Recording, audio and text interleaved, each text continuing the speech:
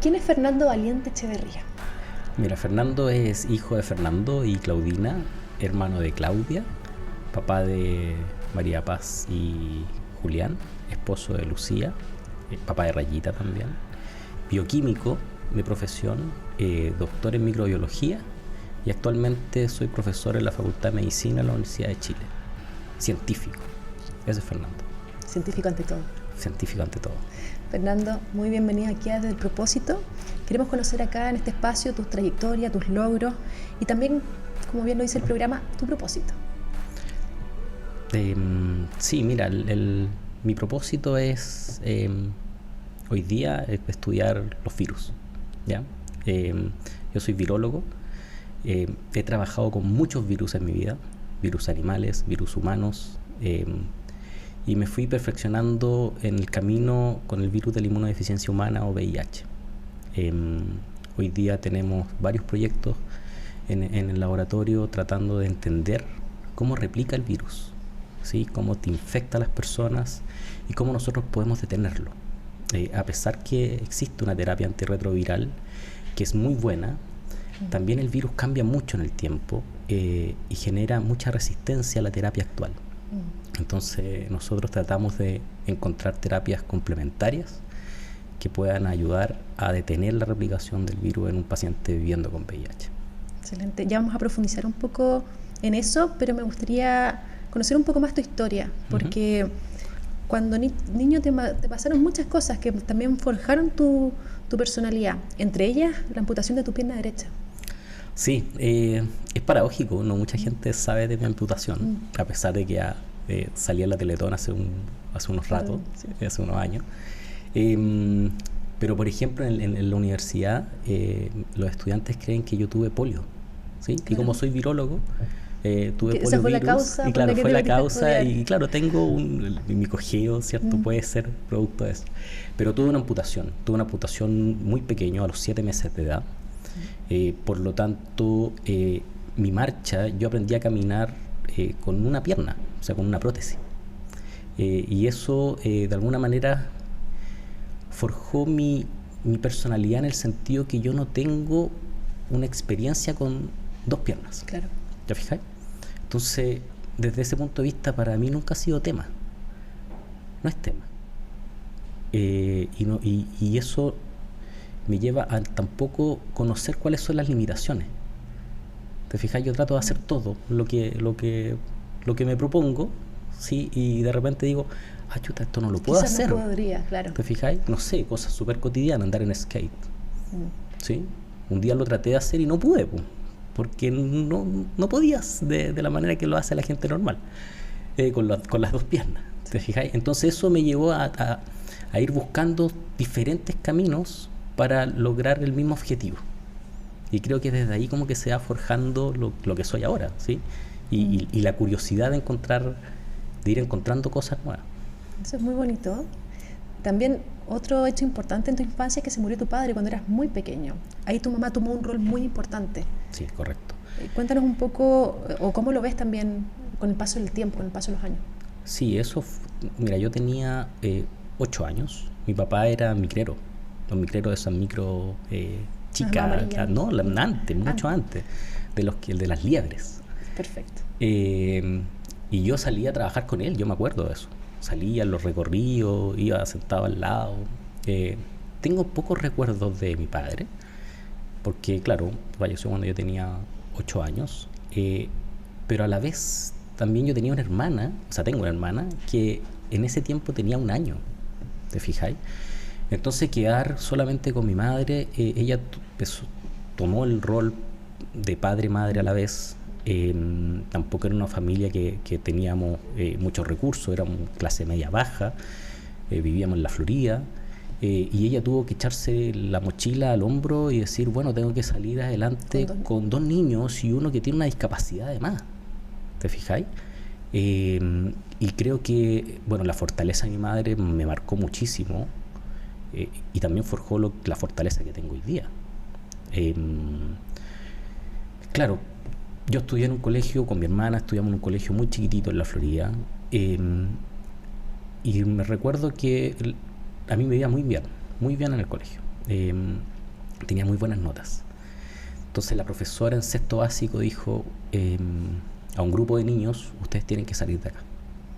Ustedes tienen que salir de estos colegios, tienen que pegar un salto, tienen que irse a colegios emblemáticos. Colegio emblemático para mí no me decía nada, o sea, mi contexto, el centro de mi comuna era el Plaza Vespucio, Claro. ¿te fijas? Y ni siquiera había metro en ese tiempo. Entonces, claro, mi mamá me trae acá a dar las pruebas, a las Tarrias, a la aplicación, al Nacional, y afortunadamente quedé en los tres y tuve que elegir. Y la elección fue un poco condicionada porque tenía unos tíos que habían ido en el Nacional y me quedé ahí. Entonces fue mi primera experiencia de viajar por todo Santiago en micro, solo a los 12 años, cuando uno entra en séptimo. Y fue wow, ahí está la realidad. ¿Sí? Saliste de la burbuja de manera inmediata a un mundo, a conocer otras realidades, ¿cierto? Lo bueno de estos colegios es que conglomeran mucha gente de muchas comunas, y eso te permite conocer muchas otras realidades. Absolutamente. Y eso fue, yo creo que gatillante para poder decir, todo se puede hacer. ¿Y cómo nace esa curiosidad por la ciencia, por la investigación? ¿Fuiste impulsado a desafiarte también? Sí, mira, la curiosidad siempre la tuve.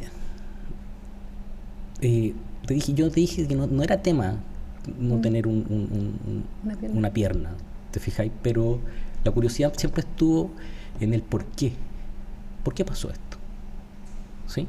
Y en ese por qué, claro, toda mi vida fue con médicos, estuve en hospitales, después en la Teletón, en diferentes aspectos de la salud, kinesiólogos, terapeuta ocupacional, etcétera. Entonces estuve muy rodeado de ese ámbito médico. Entonces me llamó mucho la curiosidad la medicina, por la medicina y las carreras de salud en general. Para poder entender por qué pasaban estos procesos, ¿sí? ¿Por qué a una persona le daba cáncer y a otra no? ¿Sí? ¿Por qué una persona con cáncer podría ser amputada y la otra no? Claro. ¿Te fijáis? Y también tenía la curiosidad de niño, ¿cierto? De desarmar todo lo que yo encontraba, ¿cierto? Desarmar las radios, los autitos, todo. Y algunas cosas las lograba armar y otras cosas no. Me imagino lo que fue eso en la casa. Entonces, pero creo que desde ahí empezó una curiosidad de saber cómo funcionaban las cosas, ¿cierto? Y los por qué sucedían esas cosas, esos fenómenos. Entonces ahí tuve la oportunidad de meterme al electivo biología. Me iba muy bien en matemática. Tenía un perfil, porque antes te catalogaban por perfil. Tenía un perfil matemático, pero a mí me interesaba mucho la biología. Entonces me metí al biólogo y ahí empecé a conocer otras cosas de la biología, ¿sí? Otras cosas fuera de la salud, ¿cierto? El medio ambiente, los animales, etc. Y dije, bueno, esto es súper interesante, ¿sí? Súper interesante. Entonces, como me iba muy bien, tuve una beca, y yo no sé si ahora era la beca Juan Gómez Milla. Y esa beca me permitía elegir una de las universidades estatales en la carrera que yo quería, ¿cierto? Y me cubría cierto monto de los estudios. Entonces, al momento de ir a medicina, una conversación con mi madre me dijo, ¿sabes qué? Yo no te veo tanto como médico. Mira. Bueno, le dije, ¿por qué no me ves tanto? Me dijo, porque el médico atiende pacientes, usuarios, y creo que tú estás un poco antes de eso, ¿sí? Tú quieres entender cómo funcionan, pero a lo más molecular, a lo más chiquitito. Me dijo, hay una carrera bien interesante que es bioquímica. ¿Tu mamá te dijo eso? Mi mamá me dijo eso, sí. Y me llevó a la USACH a conocer la carrera en el planetario. Y quedé enamorado de la carrera, ¿sí? La persona que está ahí, que yo no me puedo acordar cómo se llamaba, que era un bioquímico muy alto, eso me acuerdo, que era muy alto, persona 2 metros y tanto, estaba dando una charla de lo que era la carrera, y de cuáles eran los ramos y los electivos que tú tenías, y yo dije, wow, aquí tengo que estar yo. Y ahí partí la bioquímica, porque finalmente la química es todo. Sí. O sea, todo lo que nos rodea es química, ¿te fijáis? pero la bioquímica es la interacción que mezcla. tiene, ¿cierto?, con la biología, y dije, no, La ciencia de la vida también. todo. Sí. Entonces ahí partió mi interés, me fue muy bien en la carrera. Fue muy interesante los electivos que teníamos que no ofrecían otras universidades. Y desde ahí los bichos me fascinaron. Porque un bichito muy chiquitito puede parar economías, ya lo sabemos. Ya nos pasó ya. Pasó hace muy poco. Te fijas y dije, wow, ¿cómo funcionan estos gallos? Porque no los vemos, Sí. son invisibles. Entonces dije, ¿cómo una cosa que no podemos ver puede tener esa capacidad, ¿cierto?, de incluso llegar a matarnos? Y te fue tan bien que estudiaste fuera, ¿no? Hiciste un doctorado, el postdoc lo hiciste afuera. ¿En qué momento saltaste de esa curiosidad por los bichitos al VIH en concreto, ¿no? Al virus?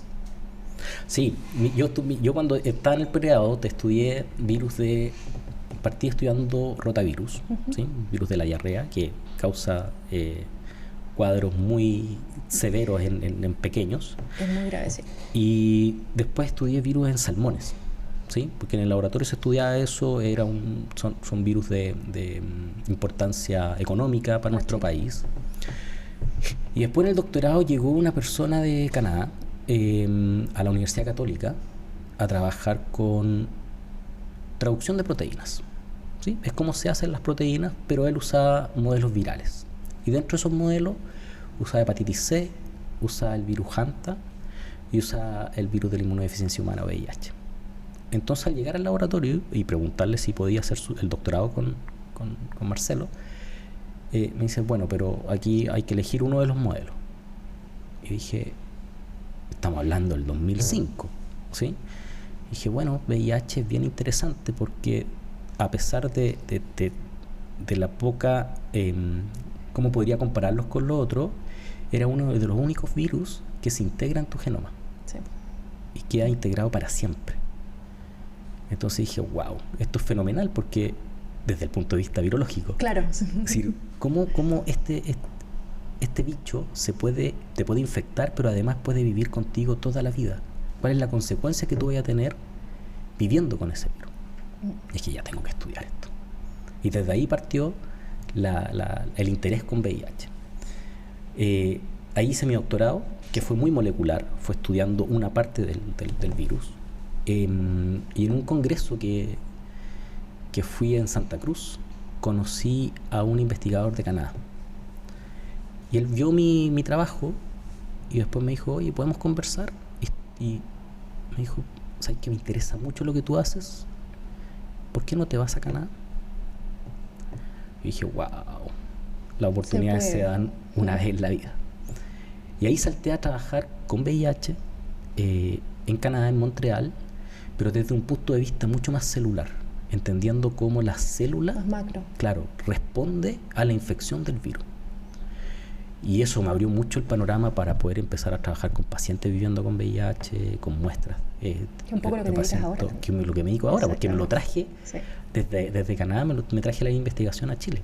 Y es lo que hago ahora, básicamente. Son varios años. ¿Y qué quieres lograr? ¿Cuál es el propósito que quieres lograr con tu investigación o tu aporte a la ciencia del VIH? Sí, mira, nosotros siempre tratamos de generar pequeños granitos de arena.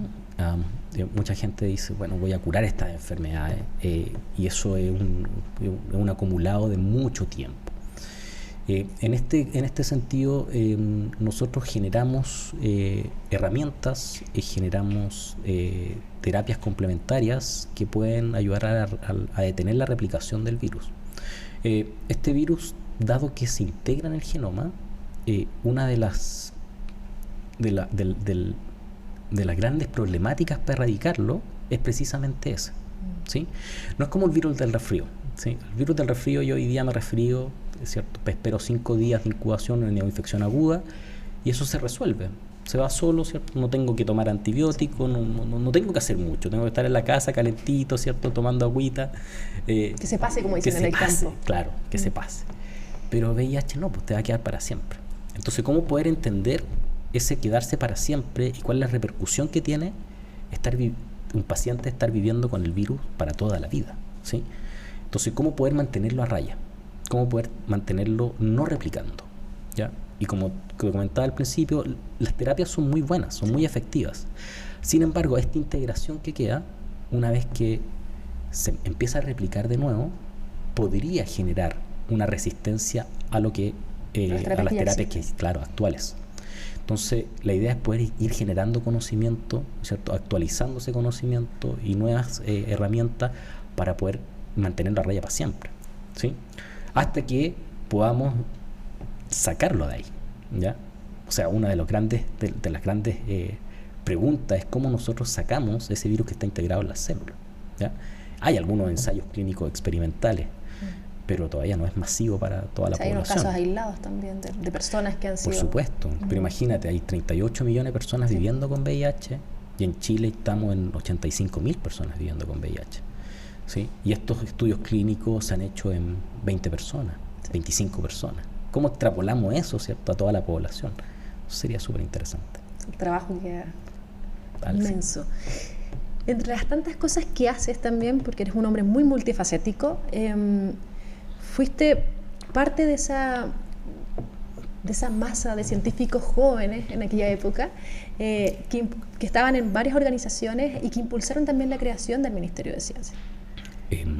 Sí, me acuerdo porque aquí fue muy cerquita, acá en Bernardo Morín. Sí.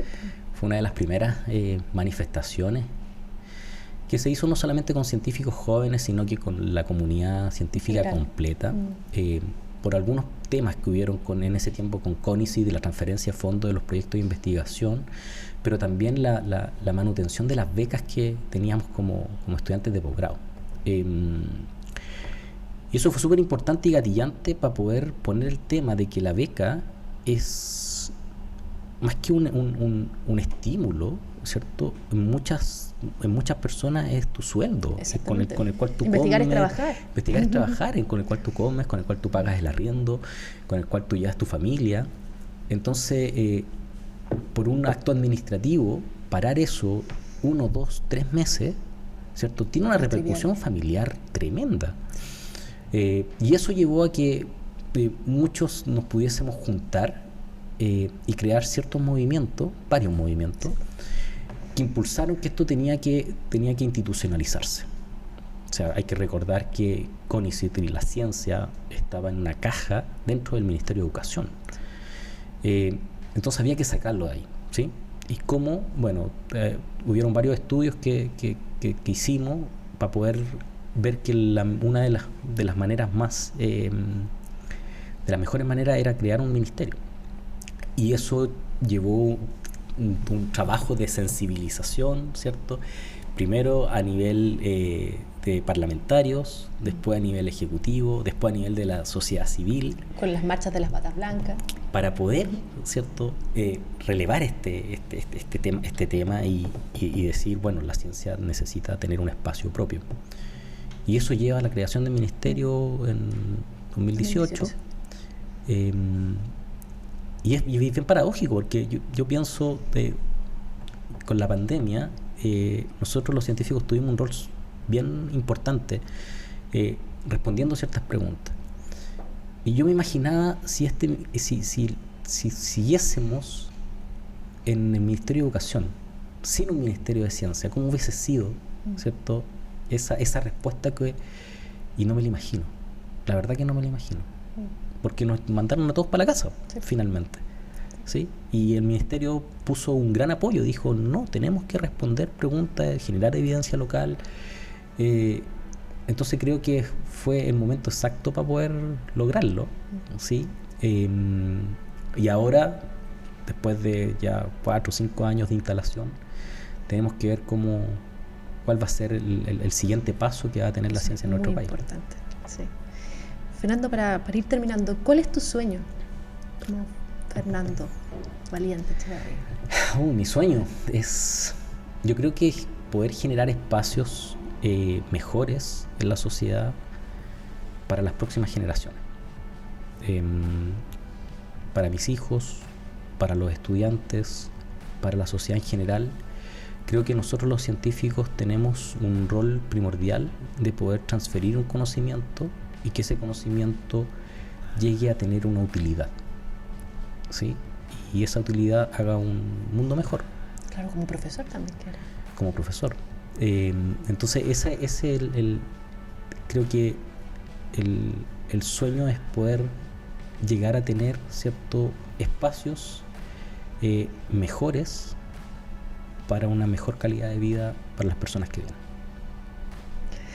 Muchísimas gracias, Fernando. No, gracias. Gracias por participar aquí en Desde el Propósito.